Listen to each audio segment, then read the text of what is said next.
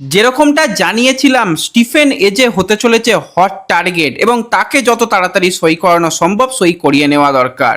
তো সেই স্টিফেন এজের সই পর্ব কমপ্লিট হয়েছে, তার সাথে সাথে জেসন কামিংসকে নিয়ে বড় আপডেট শেয়ার করা রয়েছে। ইস্ট বেঙ্গলের পরবর্তী ম্যাচ, ইস্ট বেঙ্গলের পরিবর্তক বিদেশি প্লেয়ার হিসাবে ইস্ট বেঙ্গল ম্যানেজমেন্ট কাকে ভাবনা চিন্তা করছে, কি পরিকল্পনা রয়েছে হাবাসের, সমস্তটা নিয়েই কথা বলে নেব আমরা এই ভিডিওতে।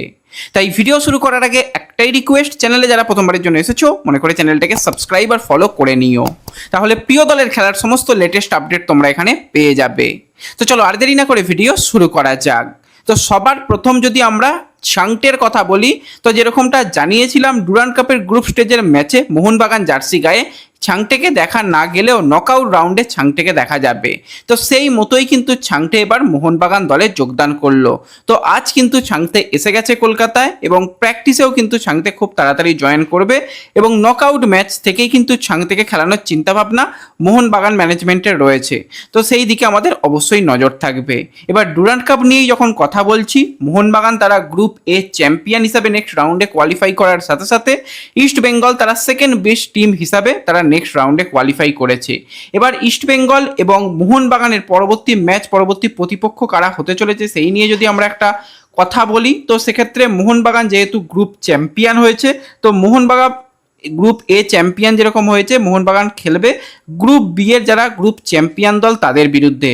এবং ইস্ট বেঙ্গল যেহেতু তারা হয়েছে সেকেন্ড বেস্ট টিম হিসাবে এ গ্রুপের, তো ইস্ট বেঙ্গল কিন্তু খেলবে সি গ্রুপের গ্রুপ চ্যাম্পিয়ন দলের সঙ্গে। তো সেক্ষেত্রে নকআউটের যে ম্যাচগুলো রয়েছে সেখানে 16ই আগস্ট কলকাতায় সন্ধ্যা 7টা থেকে একটি ম্যাচ রয়েছে এবং 17ই আগস্ট সেটা কিন্তু কলকাতায় রয়েছে, সেটা হচ্ছে বিকেল 4টে থেকে ম্যাচ রয়েছে। তো দুটো যে কোয়ার্টার ফাইনাল ম্যাচ সেটা কিন্তু কলকাতায় রয়েছে। তো ইস্ট বেঙ্গল এবং মোহনবাগানের যদি কথা বলি, তো প্রথম ম্যাচ খুব সম্ভবত ইস্ট বেঙ্গলকে খেলতে হবে, সেটা হচ্ছে 16ই আগস্ট সন্ধ্যা 7:30 থেকে বা 7টা থেকে যে খেলাটা হবে সেখানে ইস্ট বেঙ্গল সব কিছু ঠিকঠাক থাকলে মুখোমুখি হবে স্পোর্টিং ক্লাব দিল্লির সঙ্গে এবং অপোজিট দিকে মোহনবাগান তারা মুখোমুখি হবে ইন্ডিয়ান আর্মি রেড যে দল সেই দলের সঙ্গে। এটা এখন একটা প্রাথমিক খসড়া বলা হচ্ছে, অফিসিয়াল আপডেটও এসে যাবে, কারণ আর একটা না দুটো ম্যাচ বাকি রয়েছে, সেখানে গ্রুপ ই এর ম্যাচ বাকি রয়েছে, শিলংয়ের ম্যাচ বাকি রয়েছে। সেই ম্যাচটা কমপ্লিট হয়ে গেলে, গ্রুপ স্টেজের সমস্ত ম্যাচ কমপ্লিট হয়ে গেলে সেটা অফিসিয়াল আপডেট এসে যাবে এবং ইস্টবেঙ্গল তারা সেকেন্ড বেস্ট টিম হিসাবে অফিসিয়ালি কোয়ালিফাই হয়ে গেছে। দ্বিতীয় সেকেন্ড বেস্ট টিম হিসাবে কারা কোয়ালিফাই করে সেই দিকে নজর থাকবে, কারণ অনেকগুলো দলের কাছে সুযোগ রয়েছে, তারা যদি পারফরমেন্স ভালো করে তারা কিন্তু কোয়ালিফাই করে যেতে পারে। তো সেই দিকে আমাদের অবশ্যই নজর থাকবে যে সেকেন্ড বেস্ট টিম হিসাবে সেকেন্ড পজিশন থেকে কারা ফিনিশ করে। এবং এটা একটা প্রাথমিক সূচি, আবারও বললাম অফিসিয়াল হয়ে গেলে তোমাদের সঙ্গে অবশ্যই পরবর্তীতে আমরা শেয়ার করে দেব। তো এরপর যদি আমরা বেশ কিছু ট্রান্সফার নিউজ নিয়ে কথা বলি, তো সবার প্রথম আমরা কথা বলবো অস্ট্রেলিয়ান ফরওয়ার্ড জেসন কামিংসকে নিয়ে। তো এই 31 বছর বয়সী অজি ফরওয়ার্ড এবার অফিসিয়ালি মোহনবাগান থেকে বিদায় নিল। মোহনবাগান সুপার জায়েন্টের তরফ থেকে অফিসিয়াল স্টেটমেন্ট এবং খুব ভালো একটা ভিডিওগ্রাফি করে তাকে থ্যাংক ইউ জানানো হয়েছে, যেটা সত্যি সে ডিজার্ভ করে। তো মোহনবাগান জার্সি গায়ে টোটাল 86 ম্যাচ খেলে জেসন কামিংস করেছে 33টা গোল, তার সাথে 12টা অ্যাসিস্ট। তো জোকার কামিংস কিন্তু মোহনবাগানের হয়ে সে ট্রফিও জিতেছে এবং ধারাবাহিক যখনই সুযোগ পেয়েছে ভালো খেলেছে। সব কোচের আন্ডারে হয়তো সে পারফরমেন্স টপ ক্লাস না করতে পারলেও ঠিকঠাক তার পারফরমেন্স রয়েছে।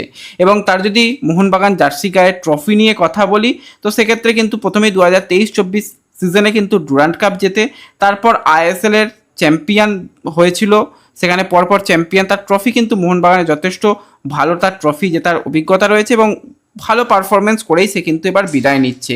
এবার এই জেসন কামিংসকে নিয়ে চর্চা খুবই চলছিল, ইস্টবেঙ্গল প্রাথমিকভাবে কথাবার্তা বলেছিল, কিন্তু যেটা বারবারই বলছিলাম জেসন কামিংসের যা ডিম্যান্ডিং স্যালারি সেটা ইস্টবেঙ্গল ম্যানেজমেন্ট ম্যাচ করাতে পারবে না। তার ইস্টবেঙ্গল জার্সি পড়তে খুব একটা অসুবিধা নেই, কিন্তু ওই স্যালারি দিয়ে ইস্টবেঙ্গল অন্তত কামিংসের প্রোফাইলের প্লেয়ারকে নেবে না, সেই জায়গায় কম টাকায় প্লেয়ার নিয়ে ইন্ডিয়ান প্লেয়ারদের উপর ইনভেস্টমেন্ট ইস্টবেঙ্গল করতে চায়। তো এবার কিন্তু জোকার কামিংস অফিসিয়ালি নতুন দল বেছে নিল। তো কামিংস কিন্তু ভিয়েতনামের ক্লাব হোচিয়ে মিন সিটি পুলিশ এফসিতে সে সাইন করেছে এবং তাকে আমরা এবার ভিয়েতনামে খেলতে দেখতে পাবো, তার অফিসিয়াল কনফার্মেশনও এসে গেছে। তো কামিংসের জন্য অনেক অনেক শুভকামনা রইল। এখন যে বয়স, সেই বয়সে ঠিকঠাক জায়গাতে সে সুযোগ পেয়েছে, আশা করছি তার পারফরমেন্স আরও অনেক বেটার হবে সেই ক্লাবের জার্সি গায়ে। তো এরপর আমরা যদি একটুখানি কথা বলি স্টিফেন এজেকে নিয়ে, তো স্টিফেন এজেকে তোমরা সকলেই চেনো। 32 বছর বয়সী এই নাইজেরিয়ান সেন্টার ব্যাক জামশেদপুরের হয়ে, একমাত্র ক্লাব জামশেদপুরের হয়ে দীর্ঘদিন ধরে ভালো পারফরমেন্স করে আসছে। এবং শুধু যে সে একজন ডিফেন্ডার নয়, তাকে গোল করা ডিফেন্ডার বলা যেতে পারে, কারণ জামশেদপুরের হয়ে প্রচুর গোল কিন্তু তার দেখা গেছে। টোটাল জামশেদপুরের হয়ে 58 ম্যাচে 11 গোলের সাথে একটি অ্যাসিস্ট, যেটা কিন্তু একটা অ্যাটাকারের পরিসংখ্যানের মতন শুনতে লাগছে। তো এই স্টিফেন এজে তার কন্ট্রাক্ট শেষ হয়ে গিয়েছিল, তোমাদের বলেইছিলাম যে ইস্ট বেঙ্গল ম্যানেজমেন্টের অনেকের পছন্দ, শুধু ইস্ট বেঙ্গল ম্যানেজমেন্ট নয়, সমর্থকরা চায় যে স্টিফেন এজেকে লাল হলুদ জার্সি গায়ে দেখতে, কারণ সেই জায়গায় নাচো ইনজিওর্ড, নাচোকে সিজনের বেশিরভাগ সময় পাওয়া যাবে না, তাকে রিপ্লেস করার জন্য স্টিফেন এজে হতে পারে one of the best option. কিন্তু যেই সমস্যায় ইস্ট বেঙ্গল এখন জর্জরিত রয়েছে সেটা হচ্ছে নাইজেরিয়ান প্লেয়ারদের নিয়ে আসা। ভিসার জন্য অনেক আগে থেকে চেষ্টা চালানো হলেও কিন্তু শেষ পর্যন্ত এখনও যে নাইজেরিয়ান প্লেয়ারকে ইস্ট বেঙ্গল সাইন করিয়েছে ইফিয়ংকে আনতে পারেনি। তো এই স্টিফেন এজেকে আনতে গেলে ওই একই সমস্যার মধ্যে ইস্ট বেঙ্গলকে পড়তে হতো। ইস্ট বেঙ্গলের তো সিজন অনেক বড় সিজন, সেক্ষেত্রে বেশিরভাগ সময় অনেক ম্যাচই মিস করতো স্টিফেন এজে। এবং তোমাদের এটুকু আমাদের চ্যানেলের তরফ থেকে জানিয়েছিলাম স্টিফেন এজের কাছে কিন্তু আরও কিছু ক্লাবের অফার রয়েছে। তো শেষ পর্যন্ত স্টিফেন এজের কাছে যে ক্লাবের অফার এসে পৌঁছেছিল, সেটা যারা আমাদের চ্যানেল ফলো করো সেটা তোমাদের বলেই দিয়েছিলাম যে স্টিফেন এজের কাছে অফার রয়েছে ওড়িশা এফসির। তো এবার কিন্তু সেই আমাদের আপডেটই একদম সঠিক প্রমাণ হয়ে তার অফিসিয়াল কনফার্মেশনও এসে গেল যে স্টিফেন এজেকে আমরা ইস্ট বেঙ্গল নয়, স্টিফেন এজেকে আমরা ওড়িশা এফসির জার্সি গায়ে আসন্ন আইএসএলে দেখতে পাবো।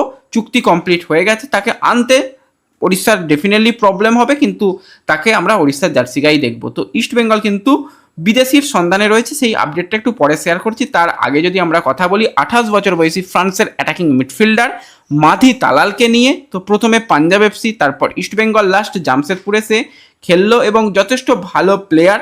লাস্ট সিজনে ইনজুরি থেকে রিকভারি করেও কিন্তু সে ভালো পারফরমেন্স জামশেদপুরে জার্সি করেছে, সেখানে 9 ম্যাচে 2 গোলের সাথে 2টো অ্যাসিস্ট রয়েছে।